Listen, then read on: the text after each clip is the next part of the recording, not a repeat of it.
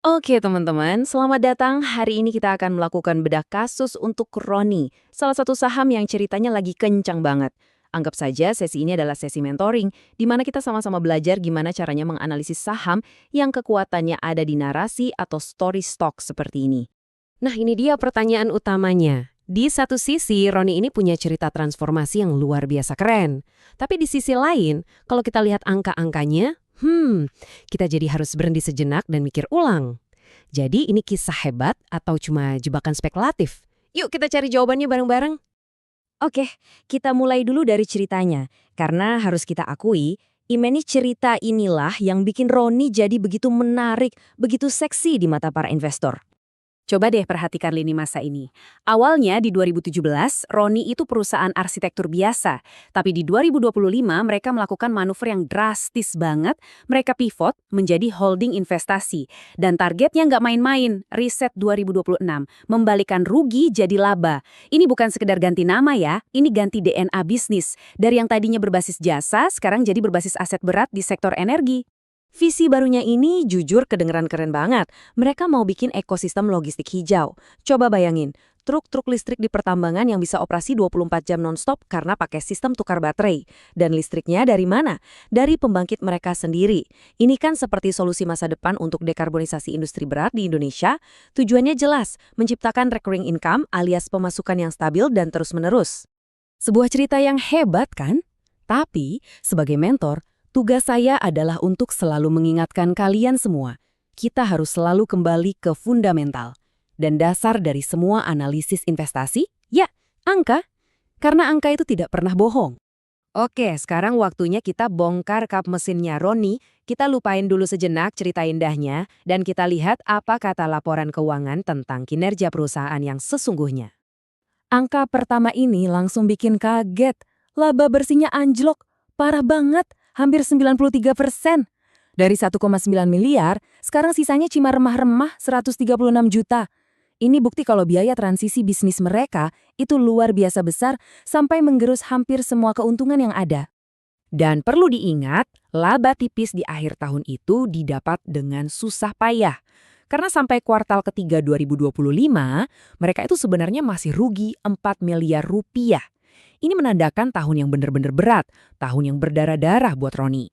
Nah, angka ini krusial banget. Utang perusahaan ini 7,5 kali lebih besar dari modalnya sendiri. Artinya, leverage-nya tinggi banget. Ini sama saja dengan bilang kalau profil risikonya juga sangat-sangat tinggi. Disinilah kita ketemu konflik utamanya.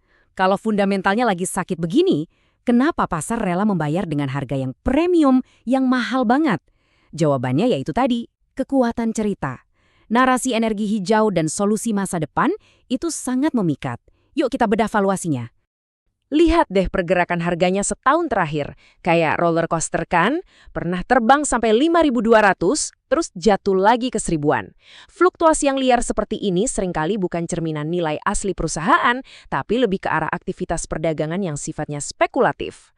Dan ini bukan cuma opini saya loh, Bursa Efek Indonesia sendiri sudah berkali-kali kasih lampu kuning lewat peringatan UMA atau Unusual Market Activity. Ditambah lagi likuiditasnya tipis banget. Ini adalah red flag atau bendera merah yang jelas. Terutama buat kita investor retail, saham yang nggak liquid itu bisa susah banget dijual pas kita lagi butuh. Sekarang, coba lihat angka valuasinya. Ini gila sih. Price to earnings ratio atau PE-nya sampai 14.000 kali. Biar gampang ngebayanginnya, ini sama kayak kamu beli properti, terus butuh 14.000 tahun dari uang sewa buat balik modal. Masuk akal nggak? Nah, inilah harga yang dibayar pasar untuk sebuah harapan besar, untuk sebuah cerita masa depan. Slide ini merangkum inti masalahnya dengan sangat jelas. Di satu sisi kita punya realita fundamental yang lagi berdarah-darah. Laba anjlok, utang tinggi. Di sisi lain, ada harapan pasar yang melambung ke langit, yang tercermin dari valuasi super premium. Jomplang banget kan? Kutipan dari seorang analis profesional ini seakan mengkonfirmasi analisis kita. Ini menegaskan kalau yang menggerakkan harga saham RONI sekarang ini, ya, sentimen dan ekspektasi pasar, bukan kinerja keuangan yang sudah terbukti. Jadi, setelah kita timbang-timbang antara cerita dan angka, apa kesimpulannya dari sudut pandang seorang mentor? Gimana seharusnya kita menyikapi saham dengan model seperti ini? Pertama, kita harus jujur dan kasih label yang tepat. Roni pada kondisi saat ini masuk dalam kategori aset investasi spekulatif tingkat tinggi. Titik. Ini bukan berarti jelek ya, tapi ini artinya risikonya ekstrim. Valuasinya bukan tentang kinerja hari ini, tapi tentang sebuah pertaruhan besar untuk masa depan. Nah, ini poin krusialnya. Kalau kamu memang tertarik dengan ceritanya, kamu punya pekerjaan rumah. Ini adalah checklist yang wajib kamu pantau dengan ketat. Target 100 truknya tercapai nggak? Ada kontrak baru yang diumumkan. Dan yang paling penting, laporan keuangan berikutnya. Arus kasnya udah mulai positif atau belum? Inilah cara kita mengukur apakah cerita indah itu mulai jadi kenyataan. Sebagai penutup, saya mau tinggalkan satu pertanyaan untuk kalian renungkan. Tidak ada jawaban yang benar atau salah, tapi ini pertanyaan paling fundamental buat seorang investor.